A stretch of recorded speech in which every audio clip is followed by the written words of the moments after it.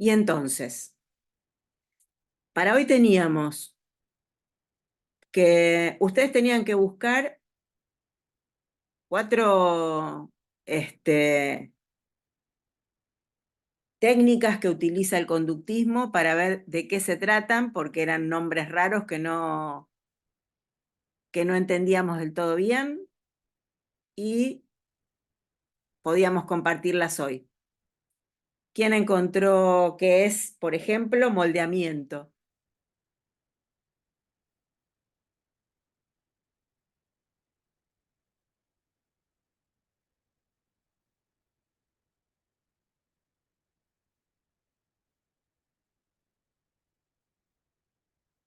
Yo encontré, profe, no sé si está bien.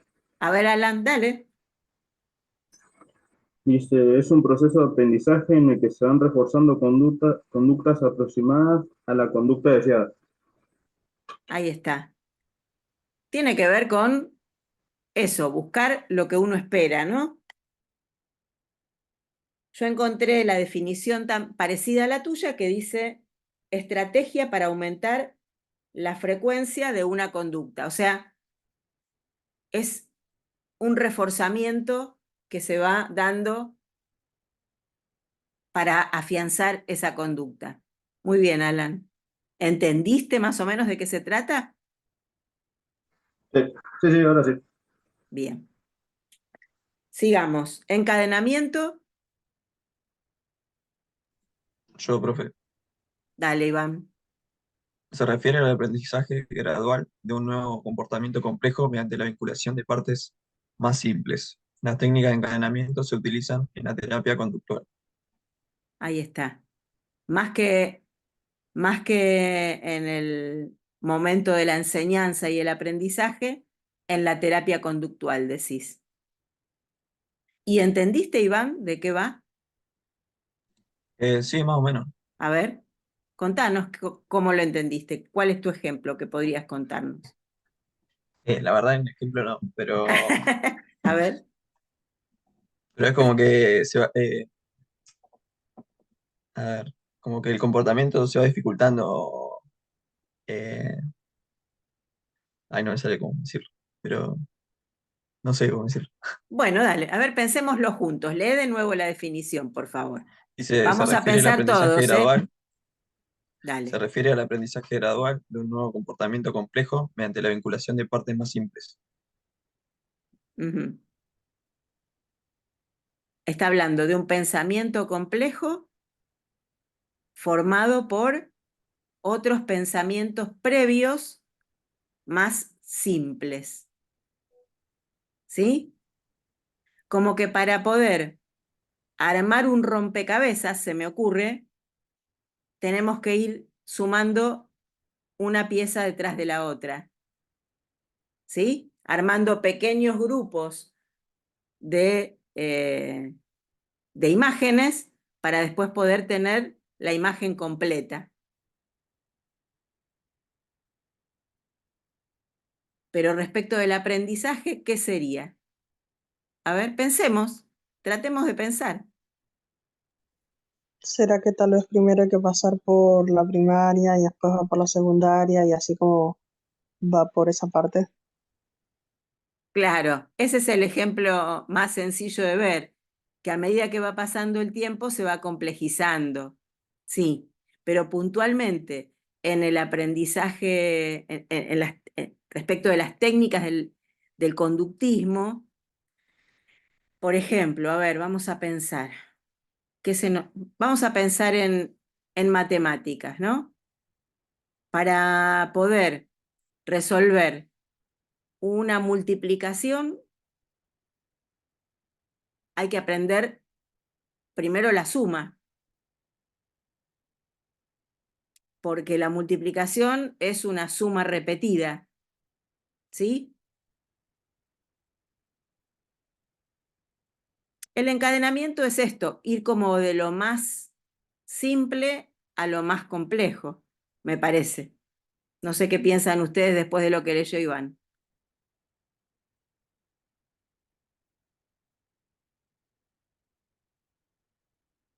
Se quedaron pensando. Bueno, sigamos adelante. Teníamos la otra técnica que se llama Premark.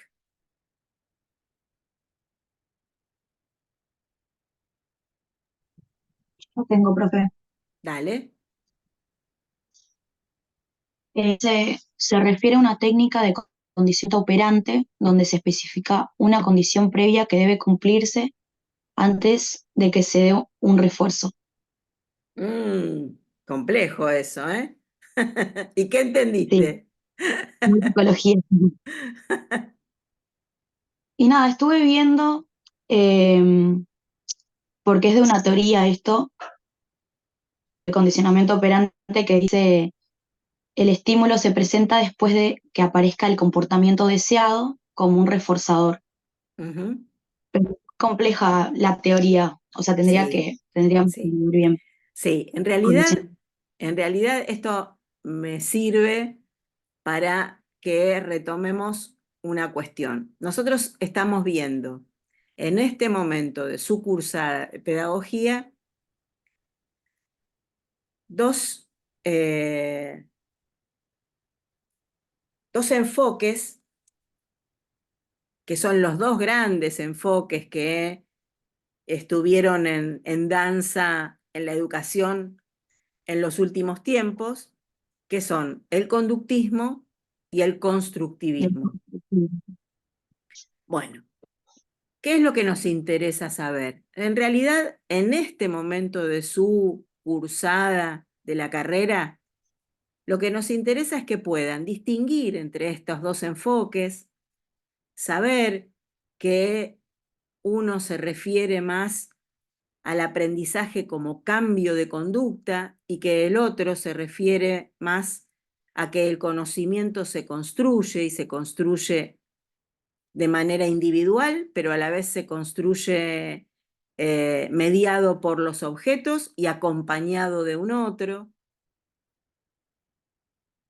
O sea, lo que en este momento nosotros necesitamos saber son las características fundamentales de estos dos enfoques, porque con el tiempo y el resto, cuando van avanzando en la carrera, van a ir teniendo más en detalle, se van a ir adentrando un poco más en estas teorías, porque también les va a servir conocer estas teorías, porque en determinado momento en el que ustedes estén a cargo de grupos de alumnos, van a encontrar que algunos enfoques les sirven para algunas actividades y otros les sirven para guiar otras.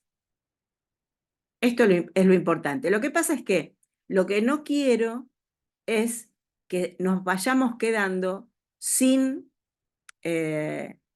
entender palabras que van surgiendo a lo largo de la cursada.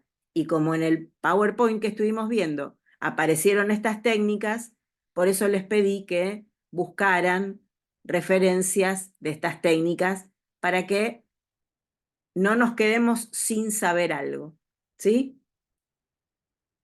Bien, no transpires. Agustín, no te, que no te haga transpirar tanta teoría. Bueno, sigamos adelante. En realidad, el Premark lo que nos dice es que se va a reforzar más fácilmente una respuesta que sea agradable para quien está aprendiendo que una respuesta que no es agradable. La que se va a imponer más fácilmente es la más agradable.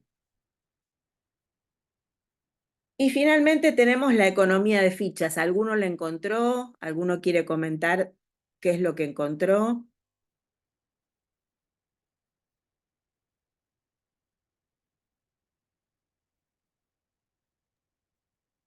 Yo lo busqué, profe, pero no sé si está bien.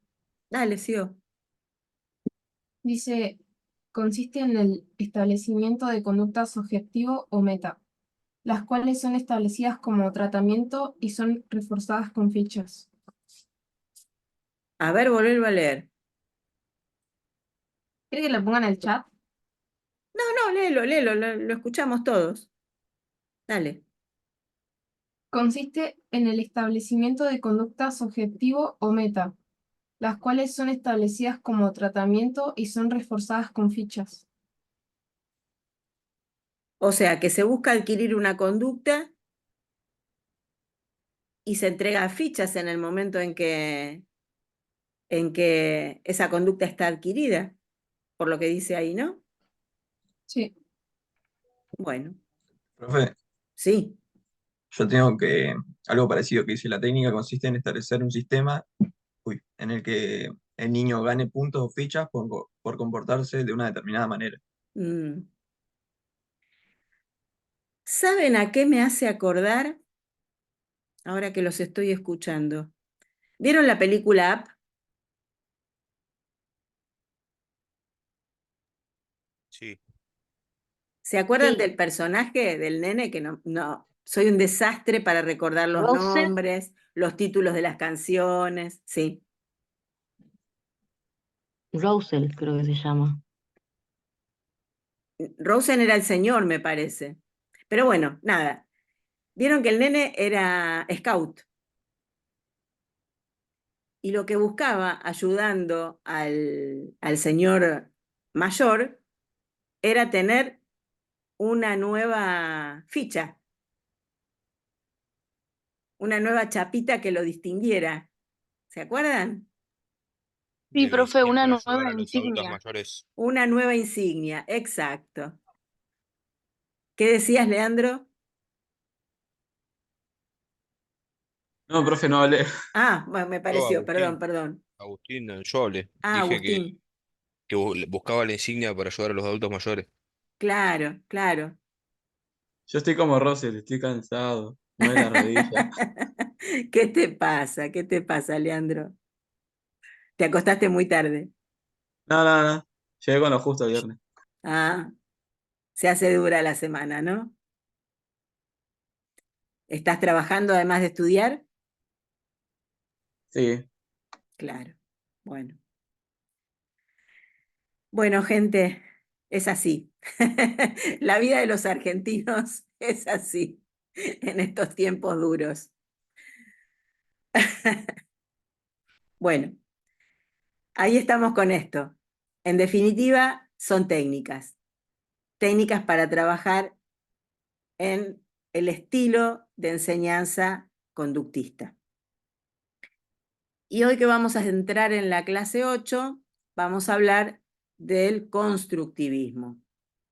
Pero antes de ir al constructivismo, querría aprovechar este rato que nos queda hasta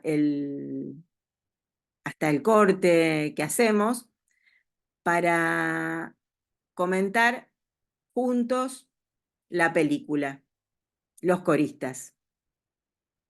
¿La pudieron ver o pudieron leer algún resumen? Ah, cuenten. Acá les paso la palabra, ¿eh?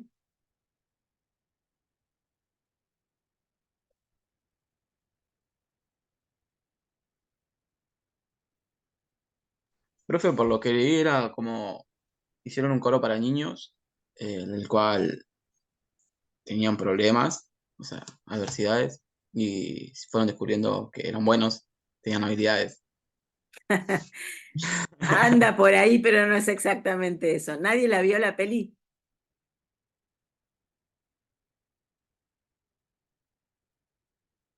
Ay, ay, ay. Yo la vi, pero no la vi, en realidad la vi hace mucho, la tendría Ajá. que haber revisto para ahora. Bueno, antes que me olvide, les voy a decir algo. Busquen otra vista en YouTube, porque en la que está colgada en la página está incompleta, le falta el último tramo de la película. Son pocos minutos, pero es información importante la que falta. Bueno, la película trata de un,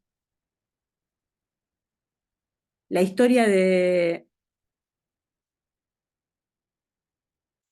un internado, transcurre en 1949 en Francia, en las afueras de Francia, en un internado que se llama Fond de l'Étang, que significa el fondo del estanque. A ver, Gayala, ¿te acordás vos de algo? ¿Así me ayudás? Sí, profe, no me acuerdo mucho detalles, Bueno, pero sí, me la acuerdo. bueno. En esa escuela, en ese internado, había chicos, varones, que tenían problemas de conducta. Muchos, sus papás no podían hacerse cargo de ellos por cuestiones económicas o por cuestiones de, un caso particular, una mamá soltera que no puede afrontar el cuidado de su hijo porque tiene que trabajar y su hijo manifiesta problemas de conducta, entonces la mamá decide internarlo en ese colegio, que es un colegio internado privado sostenido por donaciones de gente de la burguesía francesa, de la aristocracia francesa más que de la burguesía. Bueno, esa escuela, que es un internado tradicional y típico de la época, donde los chicos que están ahí son bastante menospreciados por todo el personal docente que, que trabaja con ellos. En general hay muchas agresiones, mucha violencia entre los chicos, entre los alumnos y los docentes. Y hay un profesor que decide renunciar. Ante la renuncia de un profesor, toman a otro y llega un día un señor que se llama Clement Mathieu. Y la película se trata de esa relación que establece Clement Mathieu con el grupo de niños y con sus compañeros y con el director, y fundamentalmente con dos de estos chicos que son los protagonistas principales, que cuando empieza la película lo que vemos es a un director de orquesta que termina un concierto y luego viaja a su pueblo natal porque se entera que falleció su mamá, y entonces va al entierro de su mamá, un día muy lluvioso, y una vez que vuelve a su casa, alguien toca a la puerta, es un hombre como él, de aproximadamente 50 años, que le dice que lo conoce desde hace mucho tiempo y que eran compañeros en esa escuela, en Fond-de-l'Étang, y ahí comienzan a desandar esta historia con la llegada de este nuevo profesor que es Clement Mathieu. Este profesor, ni bien llega, marca una diferencia con la forma de vínculo dentro de la escuela, porque no maltrata a los alumnos. Hay una primera escena que los sorprende mucho, que es ir por el pasillo, camino al aula, y escuchar ruidos, gritos, empujones, golpe de bancos. Cuando abre la puerta, por supuesto que están todos sentados en su lugar y en el frente del aula hay, entre otras cosas, el esqueleto de una persona que está fumando. Entonces, la primera reacción de este nuevo docente es decirles, está prohibido fumar para todos y para vos también, le dice al esqueleto. Cosa que ya les dice a los chicos, los hace a los chicos mirarlo de una manera diferente, ¿no? Establece una comunicación que no es agresiva, sino divertida. Y así va transcurriendo la vida en ese lugar donde este nuevo docente lo que hace es tener una mirada humana acerca de sus alumnos, una mirada más esperanzada. Y de pronto un día, casualmente, descubre él que algo que les interesa es la música. Él es un músico frustrado. Entonces comienzan, casi por casualidad, a cantar y a armar un coro. Y a través de esa nueva actividad, lo que se consigue es un cambio, no solo en la manera de vincularse, sino en el clima general de la escuela. Pero bueno, no les voy a contar toda la película. En realidad, lo que no les conté es que todo este camino se desanda porque este personaje que va a ver al director de orquesta que se llama Pierre Morange,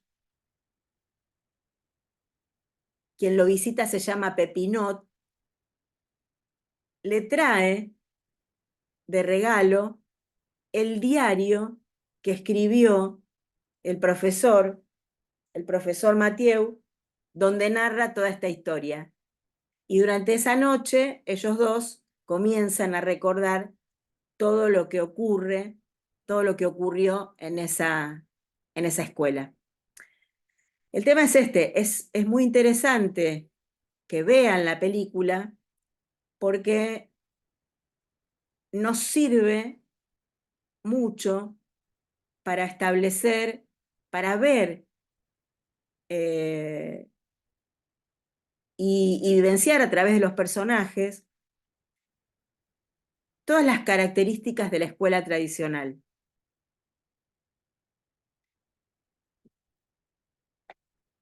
Y por eso les va a servir para poder hacer el trabajo. Tanto esta película como la que está colgada en la página, en la clase 8, que se llama La sonrisa de la Mona Lisa, son dos películas que ustedes tienen que ver para poder armar el trabajo que tienen que presentar, que es un ensayo. Así que, ya que no la vieron todavía, busquen la manera de ver las dos, porque las van a necesitar. Lo que les voy a contar ahora es el tema de este trabajo, ¿sí? Les voy a compartir la consigna del trabajo para que la leamos juntos y voy a tratar de explicarles más en detalle algunas cuestiones.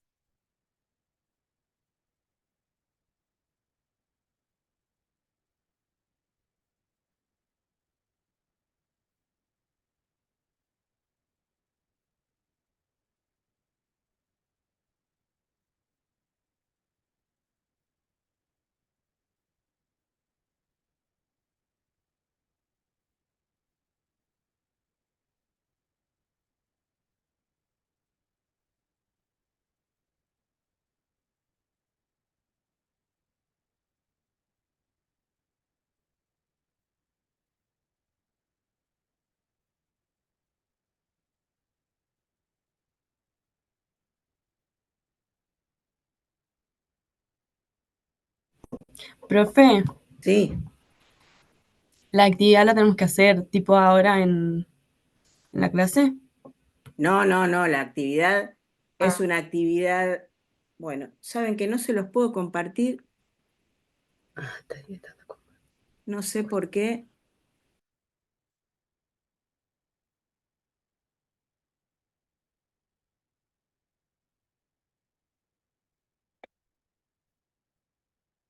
No estoy pudiendo compartir desde esta computadora. Les dije que cambié de computadora y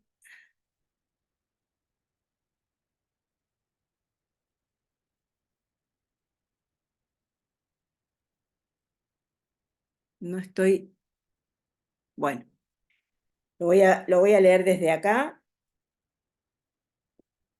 Si ustedes,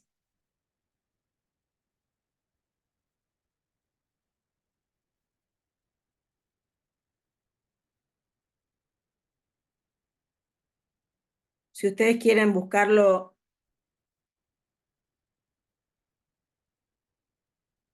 para leerlo también,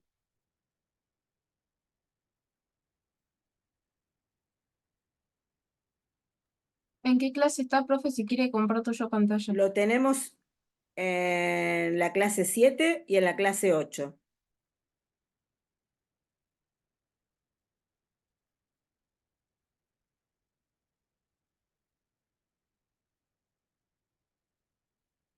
Dice así.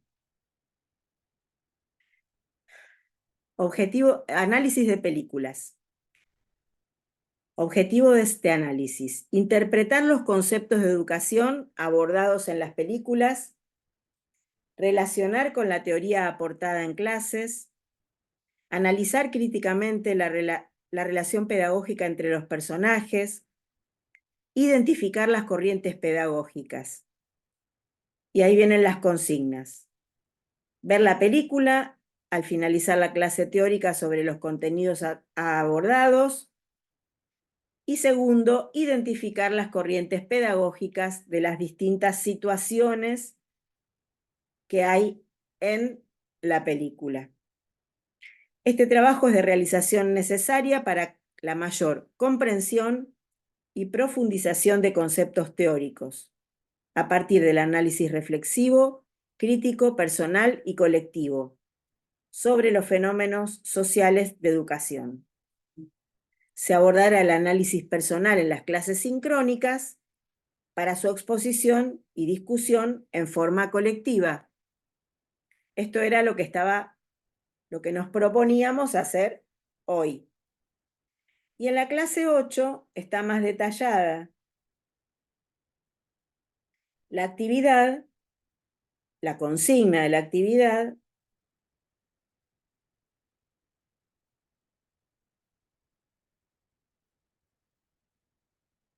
porque nos habla de la otra película, que es La sonrisa de la Mona Lisa, y nos dice, ver la película, identificar las corrientes pedagógicas en las diversas situaciones que ocurren en las historias, redactar un escrito reflexivo crítico a modo de ensayo académico.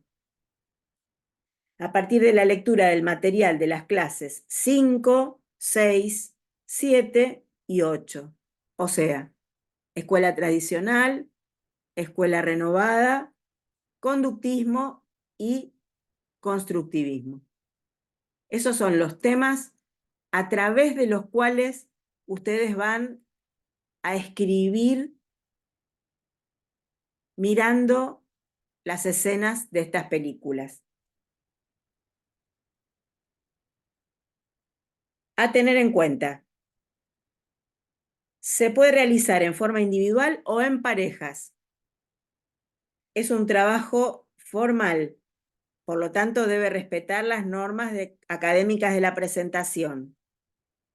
Debe sustentarse en el análisis bibliográfico de la cátedra, respetando las normas APA. Bueno, y a todo esto les pregunto, ¿ustedes saben qué es un ensayo académico?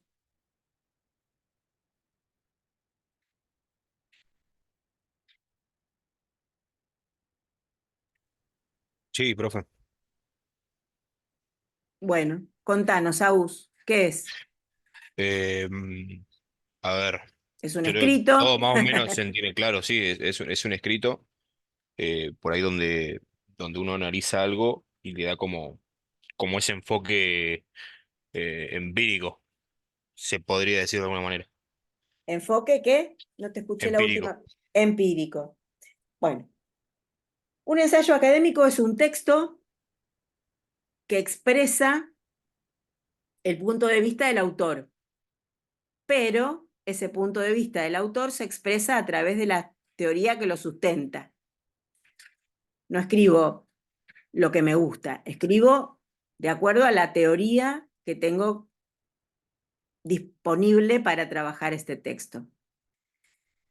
Y un ensayo tiene una introducción, un desarrollo y una conclusión. Buenas, profe, ¿tomó asistencia? Sí, sí, Licha, ya te puse presente, quédate tranquilo, porque me habían Ah, bueno. avisado. Este, bueno, les decía, una introducción, un desarrollo y una conclusión. Y en el momento de establecer ese pensamiento propio, es el momento de escribir las conclusiones. ¿Cómo, cómo escribo una introducción? La introducción es la presentación de lo que voy a hacer. Puedo decir que en esta ocasión, a través del análisis de la película Los Coristas y de la película La Sonrisa de la Mona Lisa, voy a intentar o vamos a intentar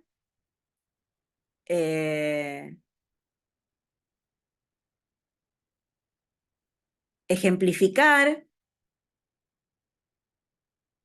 acerca de las teorías de la escuela nueva, de la escuela tradicional, de cómo se aprende y cómo se enseña desde el enfoque conductista y también desde el enfoque constructivista.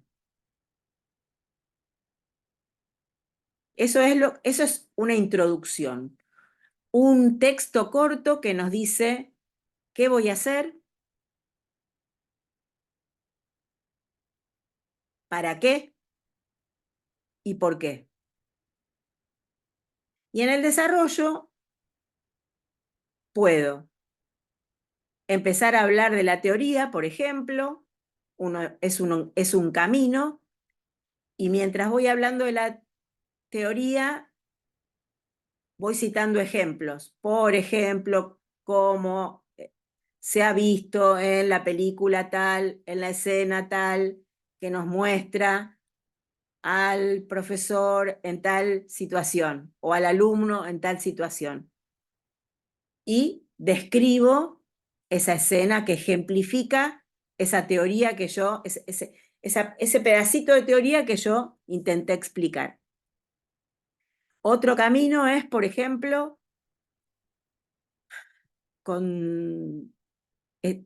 contar esquemáticamente, hacer un resumen de la película, y una vez que hago ese resumen, voy citando los ejemplos de la teoría que quiero explicar con esa película, y después escribo un resumen de la otra y hago lo mismo. O sea, las maneras son la que a ustedes les resulte más cómoda. Lo que tiene que estar reflejado en el desarrollo es esas características que necesitamos, de las que necesitamos dar cuenta, que es estos formatos escolares y estas teorías, estos enfoques con los cuales se enseña, tienen que quedar claros en el ejemplo. Y en las conclusiones, ahí no una conclusión muy, muy larga, es un texto que no lleva más de 4 o 5 páginas en total. O sea, no tiene que ser muy extenso.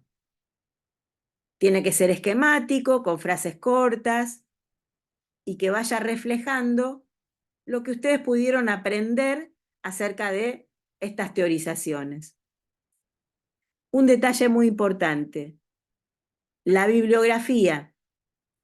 Cuando ustedes, sería el cuarto apartado del ensayo. Hablamos de introducción, desarrollo, conclusión, y lo cuarto, bibliografía o referencias bibliográficas.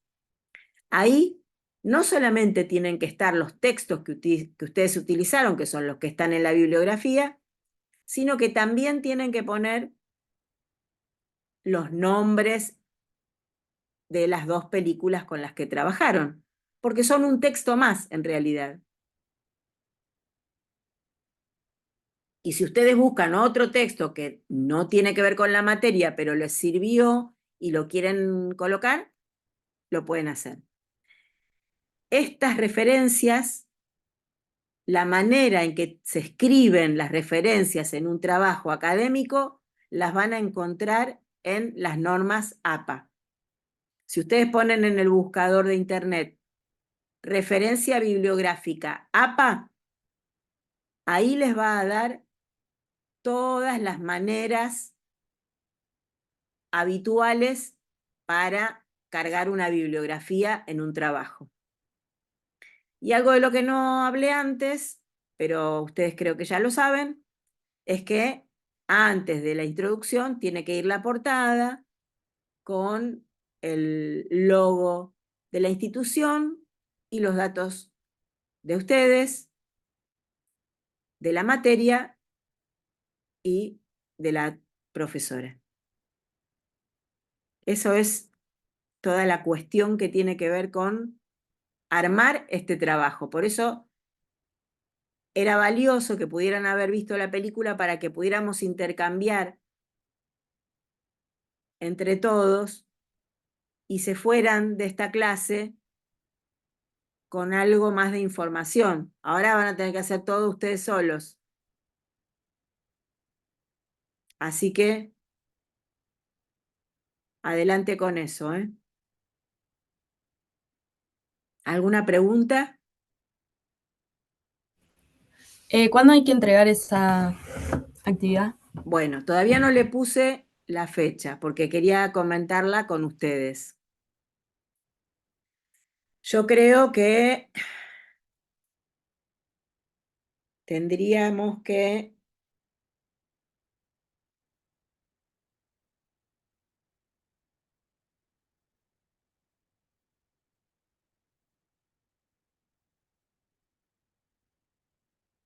¿les parece que tener 10 días para hacerla la actividad a partir de hoy? Sí, profe. Bueno, entonces tendrían que, voy a poner como fecha límite de presentación, de envío, el 20 de mayo. Lo que les propongo, ya que hoy no vieron la película, es que en la próxima clase que nos encontramos, vayan armándose un pequeño borrador de lo que quieren escribir. Por supuesto que primero decidan con quién van a trabajar y comprométanse ese dúo a trabajar concienzudamente. Eso es lo primordial. Y después, hasta el 20, sí, 20 de mayo. No, ¿cuántas personas? Ah, 2 personas. 2 personas, en parejas.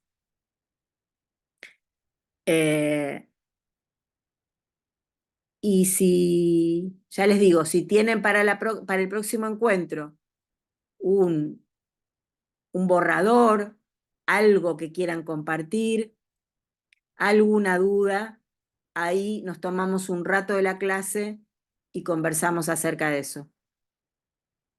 ¿Están de acuerdo? Bueno, Sí, profe. ¿cómo, Agustín? Yo no hablé, profe. Ah, bueno, perdón. Me pareció que era tu voz. No, no, Mauri dijo que estaba todo bien. Ah, bueno, Mauri.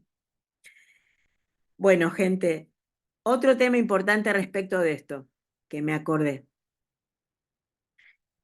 Están adeudando muchos trabajos de las clases anteriores. Y entonces, lo que quiero compartir con ustedes es la necesidad de que se pongan al día con esos trabajos, porque la posibilidad de la promoción de la materia es teniendo el 100% de los trabajos de las clases entregados y calificados. De una, profe. Ahí les voy a leer una cosa.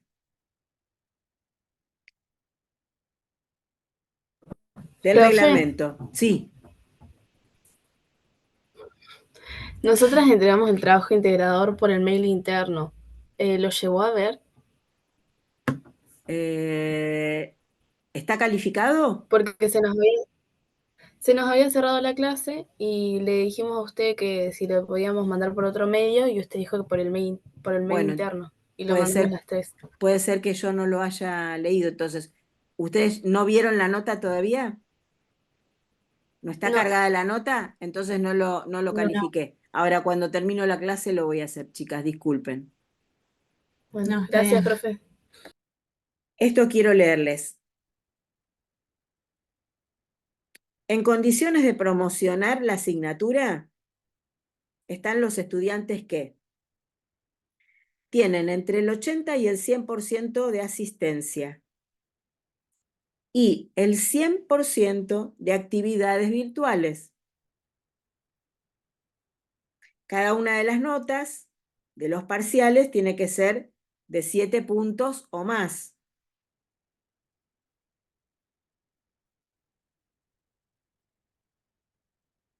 Y al final de la cursada, defender el trabajo integrador. Con esa misma nota, 7 o más de 7.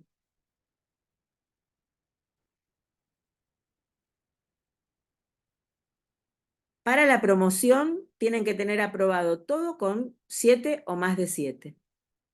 ¿Sí?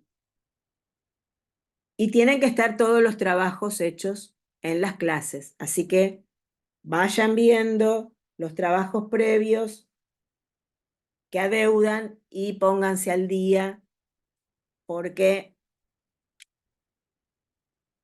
si no, no van a poder promocionarla la materia. O no van a poder intentar promocionarla. Porque después depende de cómo estén los trabajos, pero lo importante es que estén. Bueno, entonces, armen el grupo, empiecen a trabajar y la semana que viene le damos un rato al encuentro para poder aclarar algunas dudas que ustedes tengan. ¿Sí?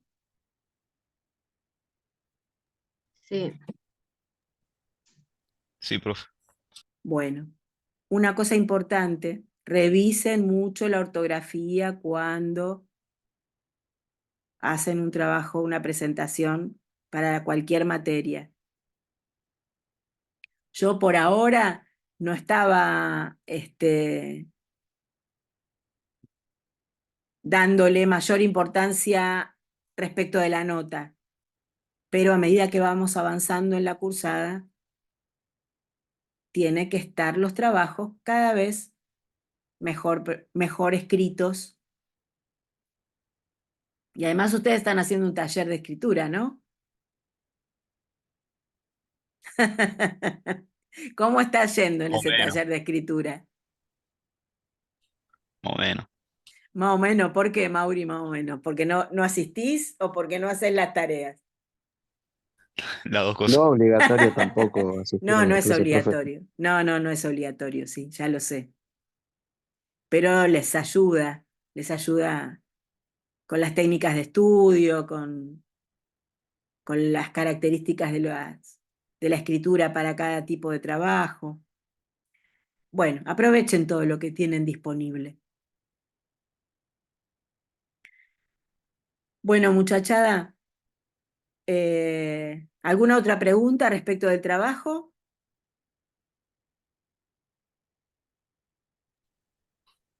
Por ahora nada.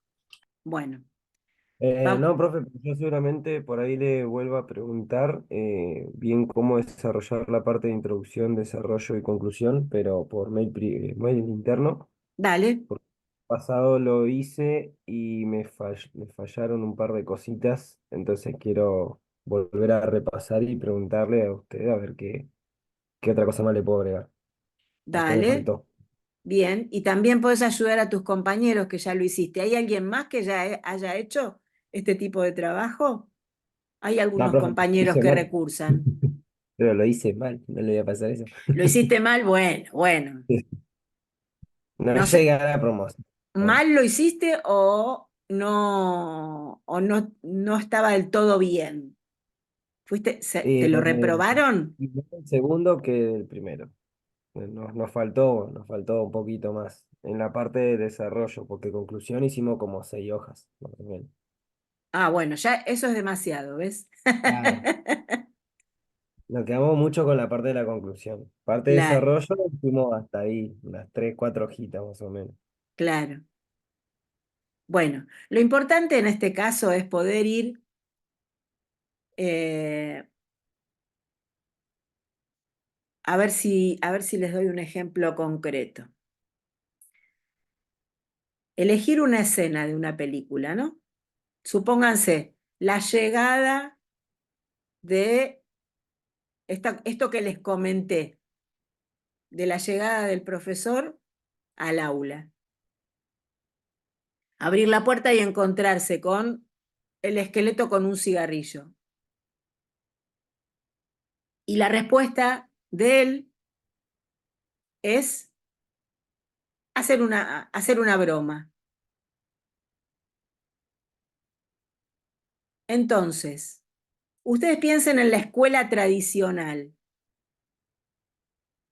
Él se plantó como un docente de escuela tradicional en esa escena.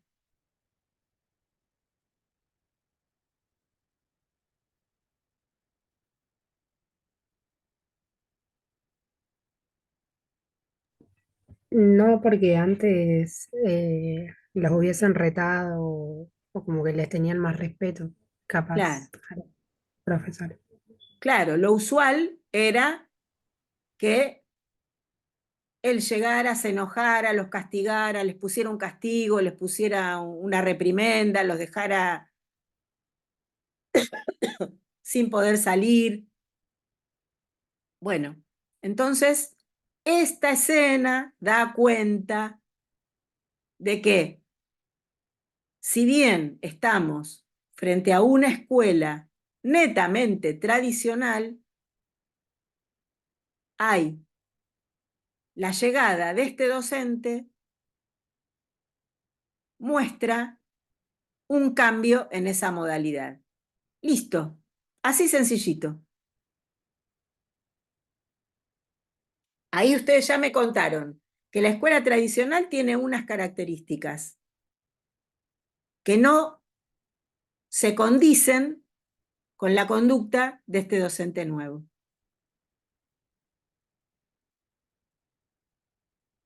De esa manera es la que les digo, les sugiero que vayan analizando las películas, que también son un texto. ¿Se acuerdan al principio cuando hablábamos de que había educación sistemática y asistemática,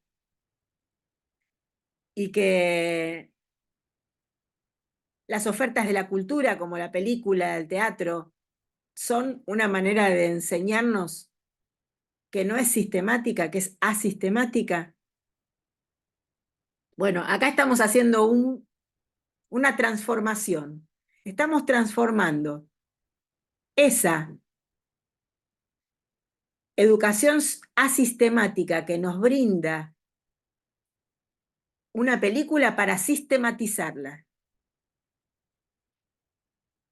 para analizar algo, algún contenido de nuestra cursada en una educación formal y sistemática.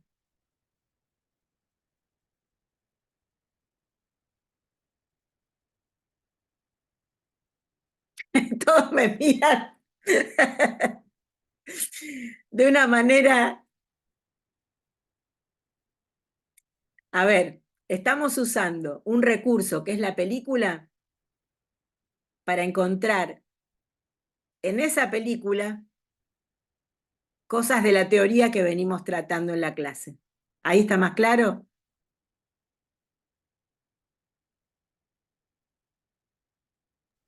Más o menos. Más o menos.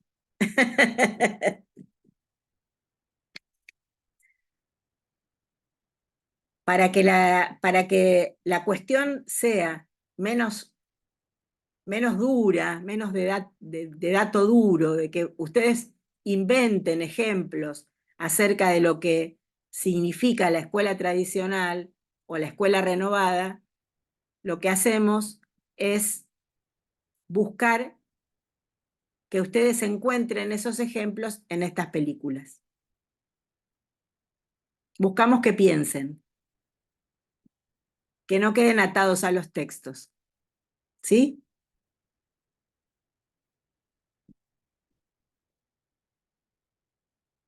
Bueno.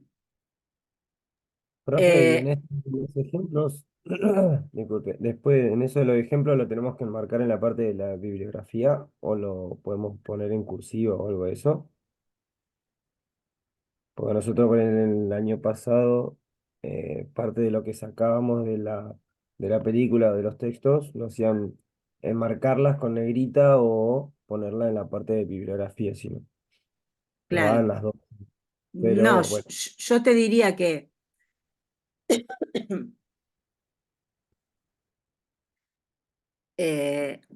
podés decir,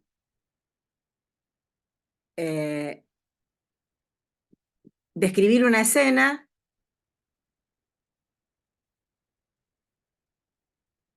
que lo podés hacer. No es necesario que lo pongas entre comillas, ponés solamente cuando recuperás un texto tal cual. Pero vos podés ir haciendo dialogar a la película con lo teórico. Por ejemplo, podés decir, la escuela tradicional planteaba tales características.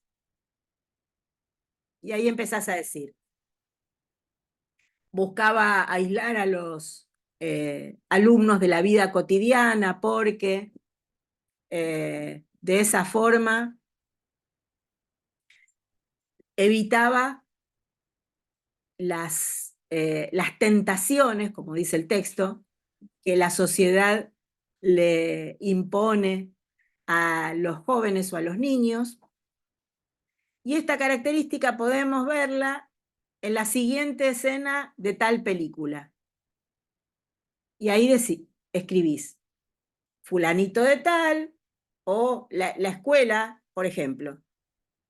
La acción de la película Los Coristas transcurre en el internado que se llama Font de l'Etang,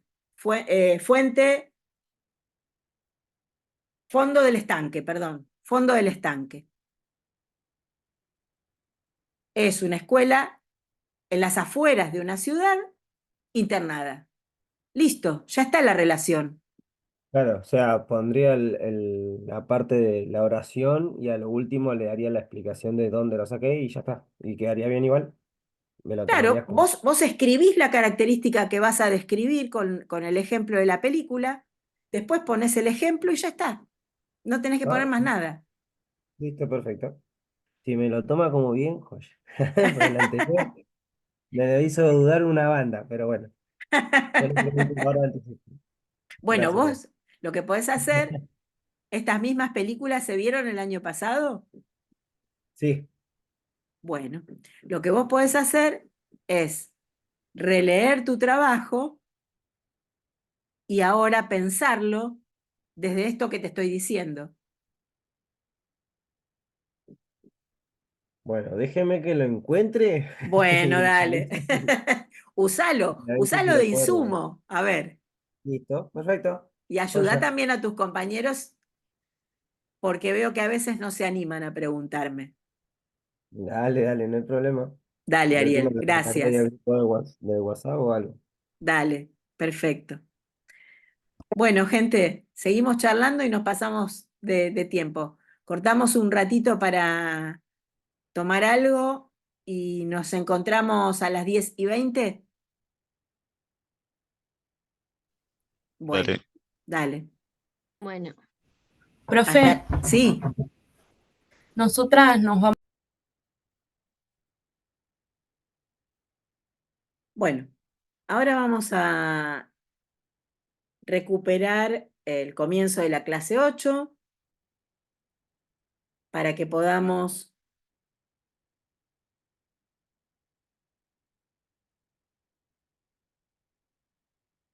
revisar de qué se trata esta clase. Esta clase comparte los mismos objetivos que la clase 7. Y vamos a trabajar con el constructivismo y la educación. Antes de que empecemos a ver este enfoque, ¿de qué hablamos cuando escuchamos la palabra constructivismo?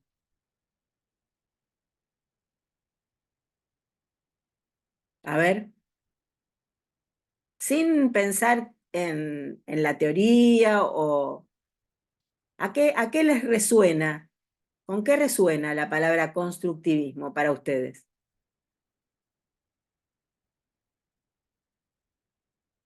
A construir. A construir, exacto. Muy bien. El constructivismo es un enfoque que se centra en la construcción del conocimiento.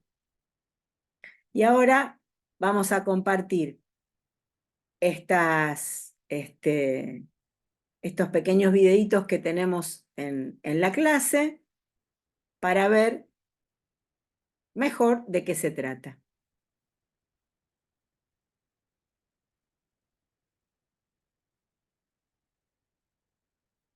Esperen, ¿están escuchando bien ahí? No, no se escucha, profe. No se Ahora, escucha. bueno, esperen que falta algo.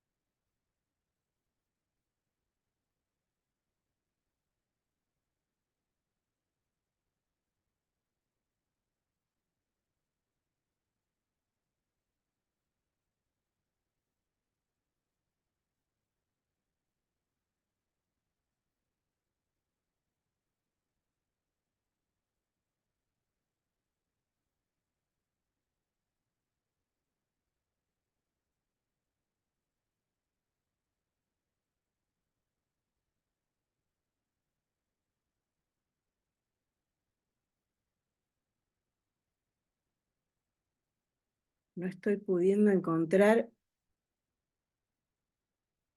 la pestaña de compartir sonido.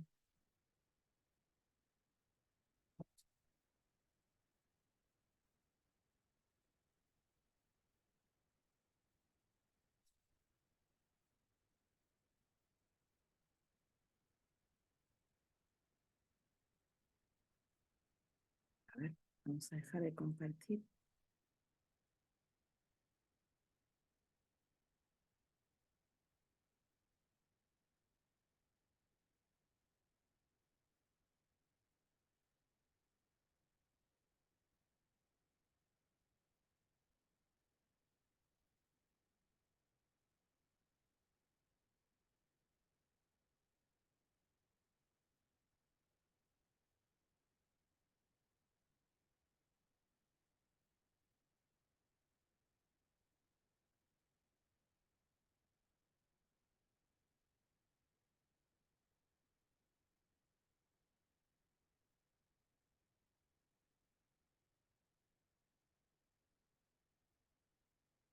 Conocimiento no es como tradicionalmente se consideraba, sino una construcción del ser humano. Esta construcción se realiza con unos esquemas que la persona ya posee, gracias a conocimientos previos, algo que ya se construyó en su relación con el medio que la rodea. La construcción se realiza todo el tiempo, todos los días y en todos los contextos. Para el constructivismo, lo más importante no es el conocimiento nuevo en sí, sino adquirir una nueva competencia con él, que le permitirá al alumno generalizar, es decir, aplicar lo ya conocido a una situación nueva. El modelo constructivista está centrado en la persona, en sus experiencias previas de las que se realizan nuevas construcciones mentales y considera que la construcción se produce cuando el sujeto interactúa con el objeto del conocimiento, tal como dice el señor Jan Piaget. Cuando esto lo realiza con interacción con otros, señala el señor Lev Vygotsky, y cuando es significativo para el sujeto, tal como comenta el señor David Ausubel.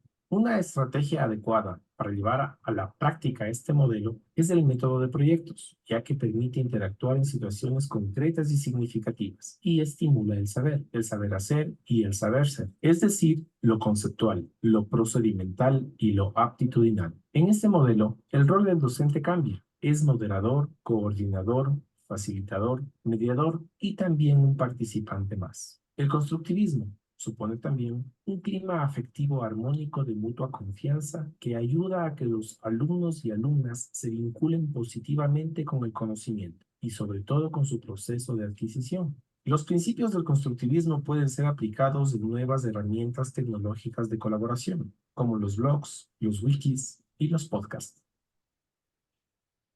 Bien, gracias, Sio. A ver, ¿qué nos está diciendo esta primera aproximación al constructivismo?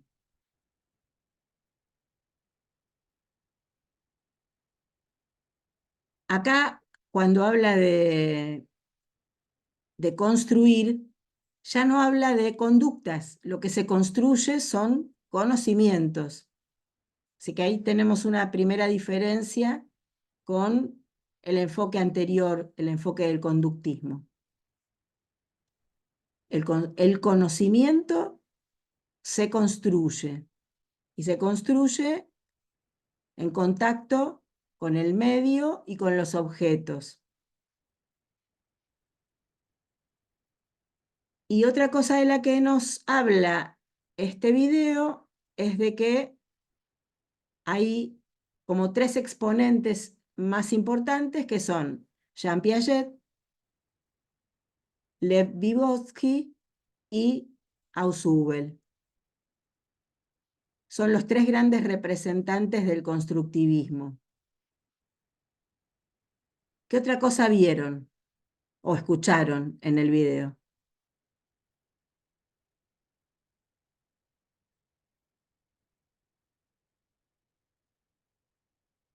El constructivismo apunta no solo a conocer, sino también a saber hacer. ¿Sí?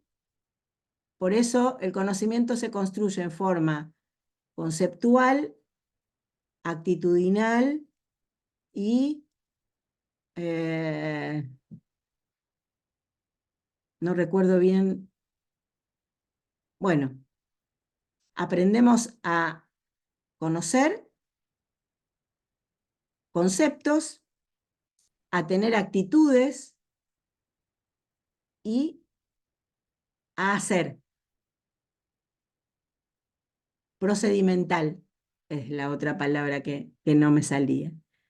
Conceptos, procedimientos y actitudes. Eso es lo que se aprende, eso es lo que se construye.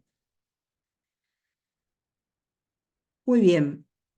Cuando hablamos de los representantes del constructivismo, volvemos a decir que como que el iniciador fue Jean Piaget. Por eso es que se le da bastante importancia a sus investigaciones. Y ahora le voy a volver a pedir a Gio que compartamos de la misma clase el video que nos cuenta acerca de Jean Piaget. Si vos querés avanzar en la clase 8 y yo te digo cuál es, Gio. Ok. Ahí averigüé y aparece abajo a la izquierda, dice que compartir. Profe. Entonces, que compartir primero la pantalla. Este es el video de Jean Piaget. No, este es para verlo después, me parece. Seguí para abajo. Esta es la comparación entre constructivismo y conductismo. No, subí un poquitito más. Era ese de Piaget explica a Piaget, profe, me parece. Después del que vimos recién. Sí, ese. Más arriba No, está el hay video. otro antes. Acá, acá. ¿Ves donde debajo en el texto este hay dos presentaciones? Sí. Esas presentaciones son las que quiero que veamos.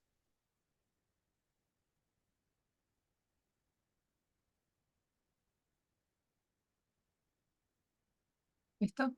Estas. Bien. Acá, en principio, tenemos la biografía de Piaget. Avanzar sobre eso, lo que quiero que nos detengamos es en la teoría. Seguí, seguí. Ahí estamos. Tenemos que estuvo influenciado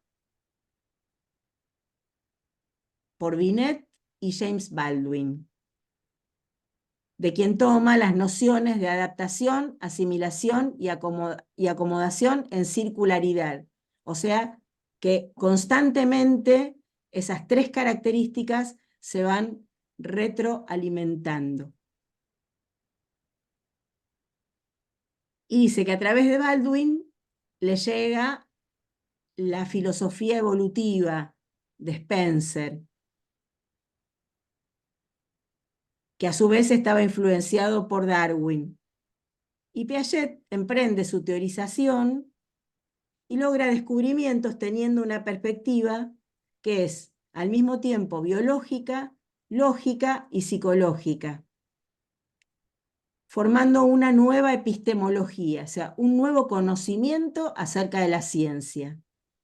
Por eso se habla de que Piaget desarrolla una epistemología genética, entendiendo que la epistemología no como ciencia de la ciencia, sino como ciencia de la investigación de las posibilidades y de las capacidades cognitivas de las personas.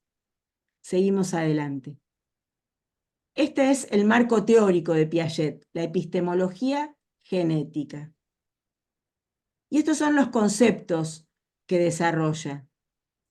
Pero primero vamos a la siguiente. Los conceptos fundamentales son estos que estábamos nombrando antes: adaptación, asimilación y acomodación. Y nos dice que la adaptación está siempre presente a través de dos elementos, la asimilación y la acomodación. El proceso de adaptación busca una cierta estabilidad entre los otros. El proceso de adaptación es lo que ocurre cuando uno intenta acercarse a conocer algo. En sí, la adaptación es un atributo de la inteligencia, que es adquirida por la asimilación, mediante la cual se adquiere una nueva información.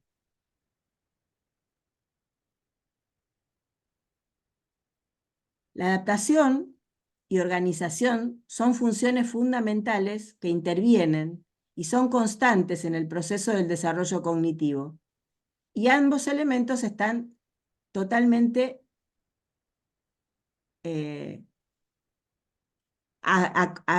son indisociables, dice el texto. Cuando nosotros nos acercamos a algo nuevo,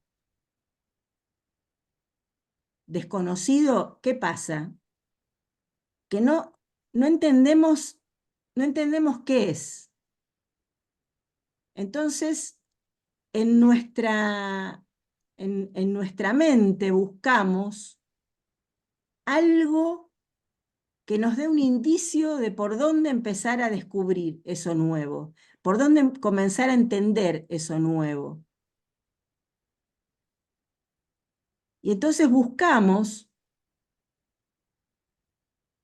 algo concreto que nos permita intentar acercarnos a eso nuevo. Y quizás utilizamos esos esquemas previos, que son otros conocimientos, para probar si nos sirven para explicar esta nueva situación.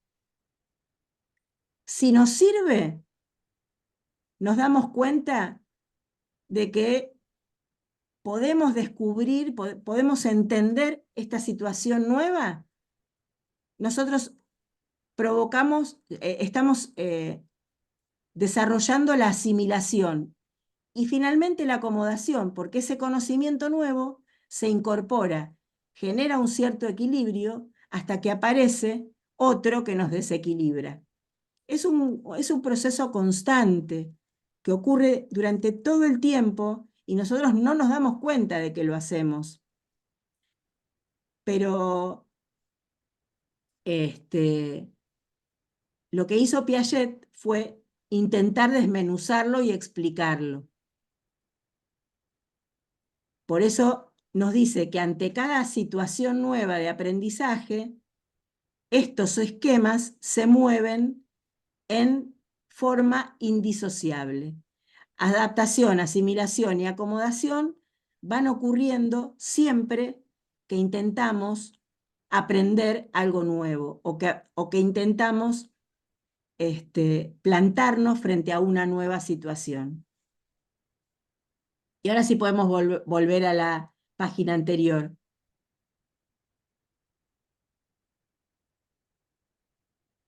Porque acá nos explica qué son los esquemas, estos que les expliqué recién. Representa lo que puede repetirse y generalizarse en una acción. Sio, ¿sabés qué? No puedo leerlo bien. ¿Podés ampliarlo un poquito? Sí. Ahí va, gracias.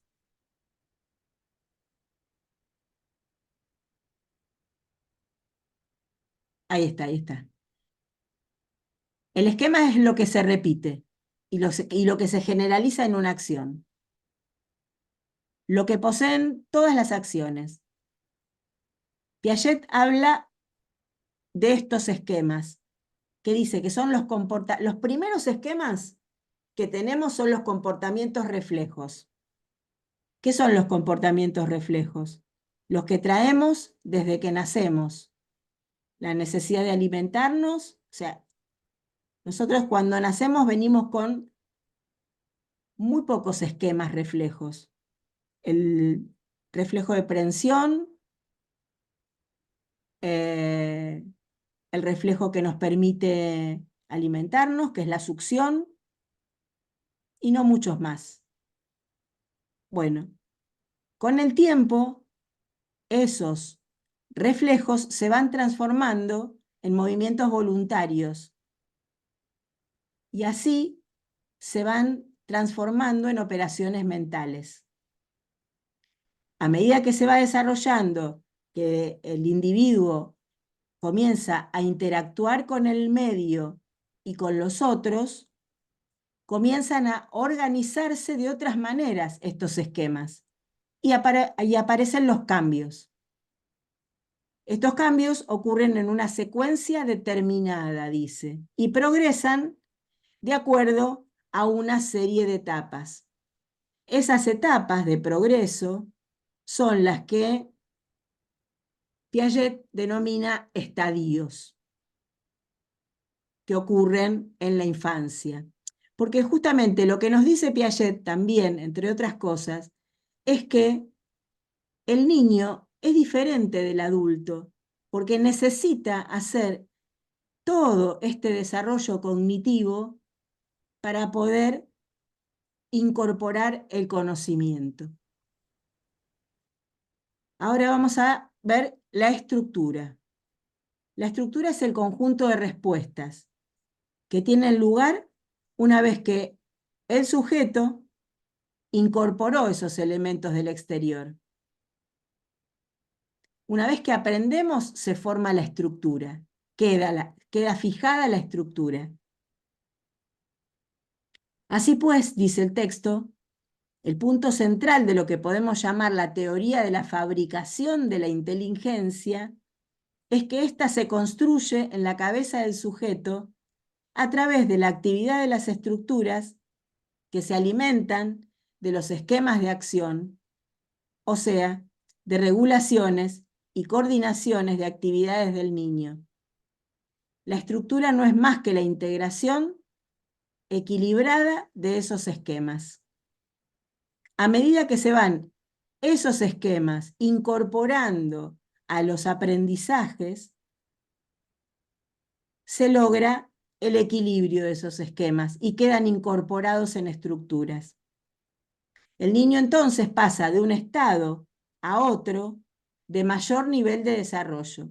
Una vez que incorpora esa estructura, puede seguir progresando en otras estructuras más complejas. Y finalmente, la organización es el atributo de la inteligencia formada por las etapas de conocimiento que conducen a conductas diferentes en situaciones específicas. Es la posibilidad de aplicar esa conducta en determinadas situaciones. Para Piaget, un objeto no puede ser jamás percibido ni aprendido en sí mismo, sino a través de organizaciones, de acciones del sujeto en cuestión. Uno incorpora el conocimiento haciendo, no de otra manera. En función de la organización, el sujeto arma sistemas que le permiten todo el tiempo interactuar con el medio. Muy bien, seguimos adelante. Estas ya las habíamos visto. Y acá hablamos del equilibrio, que nos dice son los ladrillos de la construcción del sistema intelectual. A medida que se van incorporando conocimientos, se logra un cierto equilibrio, que es relativo y que termina cuando aparece un nuevo desafío. Porque otra vez comenzamos con el esquema de intentar asimilarlo, acomodarlo, para luego alcanzar un equilibrio que es relativo. Nunca el equilibrio es determinante. Para Piaget, pasarlo para abajo, eso. Para Piaget, el proceso de equilibración entre asimilación y acomodación se establece en 3 niveles complejos.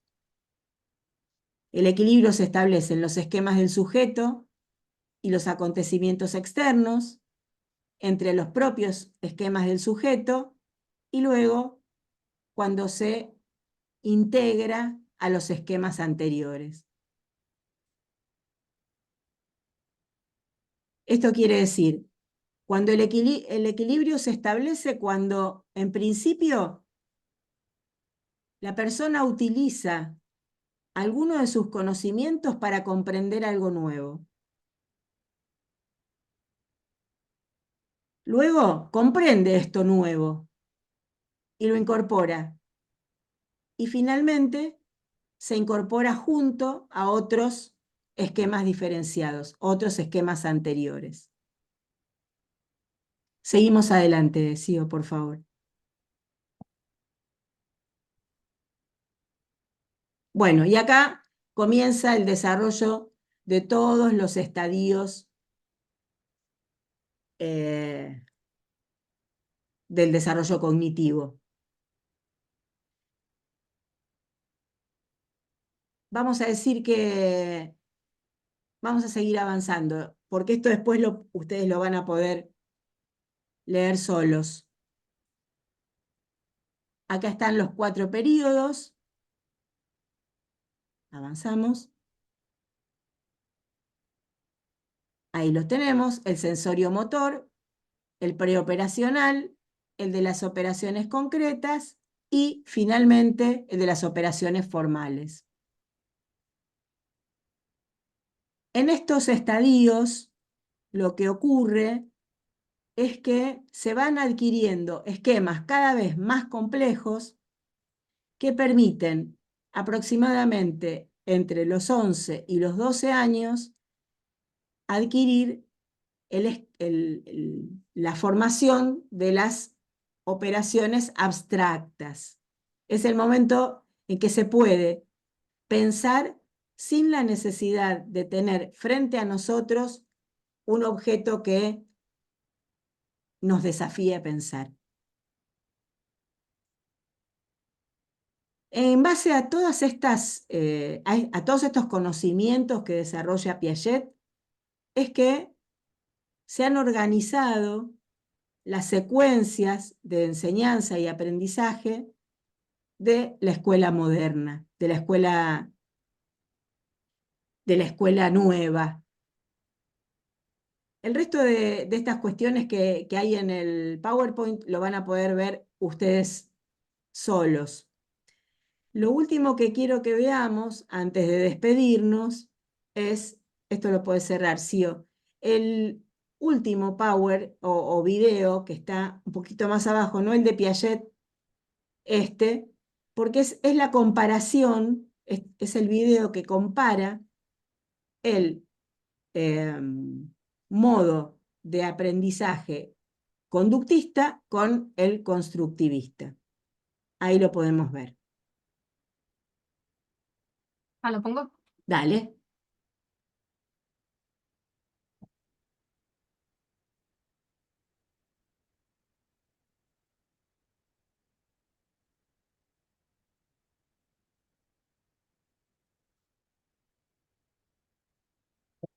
Estudios en todo el mundo en diferentes disciplinas han tratado de entender cómo aprende el ser humano y por medio de cuáles procesos mentales es posible el aprendizaje. Psicólogos, filósofos, estadistas, matemáticos, neurólogos y muchos otros científicos aportan nuevos conocimientos generados por sus investigaciones en el campo de la educación.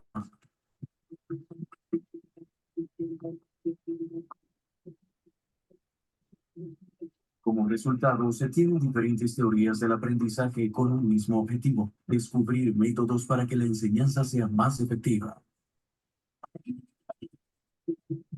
En el siglo XX se han desarrollado diversas teorías del aprendizaje que sustentan igual número de maneras para concebir la educación, llamadas modelos pedagógicos. Entre ellos está el asociacionista, el de imitación, el cognitivista, el constructivista o el modelo de resolución de problemas. La preferencia del educador por una de estas teorías modifica notoriamente la planificación del programa curricular y la enseñanza dentro del aula. Para facilitar su estudio, las teorías del aprendizaje se pueden agrupar según el enfoque de sus conceptos básicos en dos grandes grupos: el instruccionista, también llamado conductismo, y el construccionista o constructivismo. Conductistas y constructivistas definen el aprendizaje de manera muy diferente. El conductismo. Desde el enfoque conductista, el aprendizaje es un cambio de conducta y se efectúa cuando a un estímulo interno o externo se le asocia una respuesta voluntaria o involuntaria. De acuerdo con los conductistas, este cambio se refiere a lo externo y visible del comportamiento, sin considerar los propósitos ni la inteligencia del individuo. Un ejemplo de aplicación de métodos conductistas es el amaestramiento de un perro. Se considera que el animal aprende en tanto muestra la respuesta requerida, como atacar, en presencia de un estímulo que puede ser un silbido o una orden. El can reacciona atacando, aunque su intención en ese momento fuera descansar. El aprendizaje se considera exitoso sin importar el proceso seguido por la inteligencia del animal. Desde esta perspectiva, la motivación es una necesidad de actuar que se afianza en el individuo gracias a la repetición. En dicho proceso de adiestramiento, el aprendizaje puede ser estimulado o, en términos conductistas, reforzado por medio de la recompensa o el castigo. Frederick Skinner desarrolló los conceptos de refuerzo positivo para estimular una conducta, refuerzo negativo como inhibidor de una conducta no deseada y castigo como consecuencia ante la disminución de un comportamiento no deseado. Bajo este enfoque, el conocimiento se reduce a componentes sucesivos. La enseñanza se programa como una automatización de contenidos y se estudian sus partes.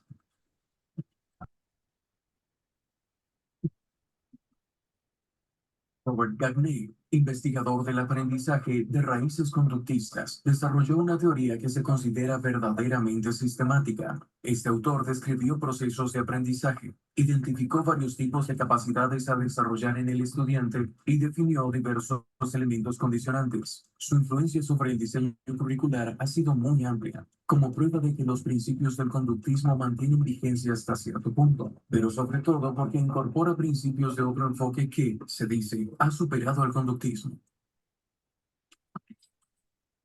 El constructivismo. Mientras el conductismo satisface su concepción de aprendizaje con la observación de una respuesta a un estímulo, el constructivismo pone énfasis en la formación de las ideas, proceso que no es observable directamente.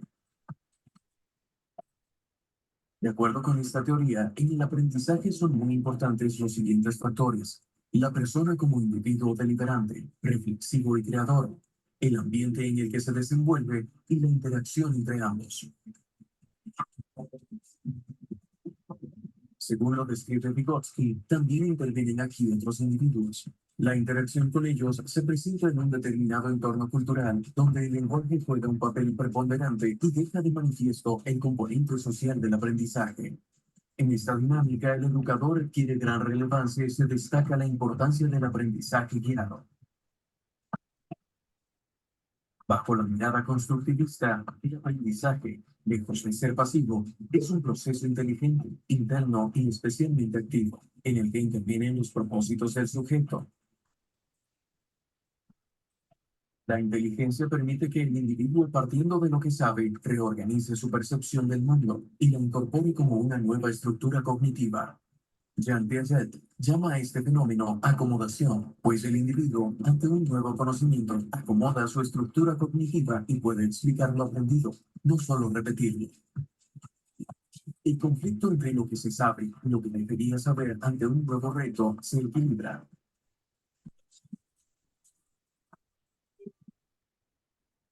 Para el constructivismo, el ser humano aprende relacionando las nuevas experiencias con los conocimientos previos en un proceso social.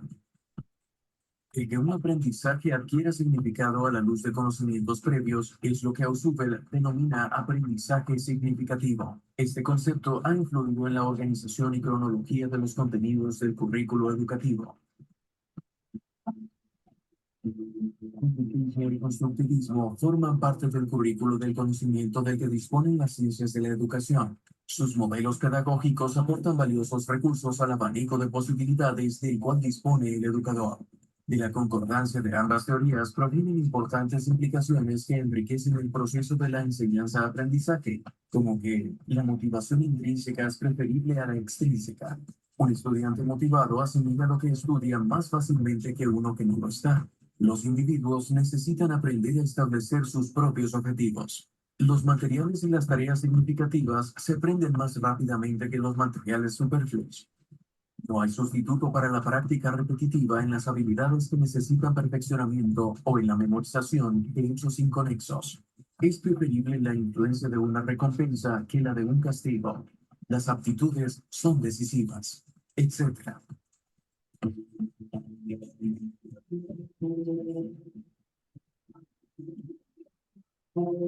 Más que justificar la elección de un determinado modelo pedagógico, cada educador debe tener siempre presente el objetivo de que el estudiante aprenda y darle una dimensión ética a su labor, para que ésta sea verdaderamente educativa.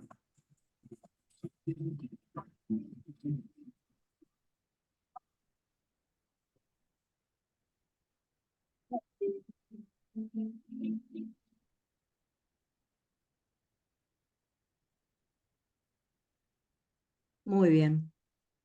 Gracias, Xio, por la ayuda.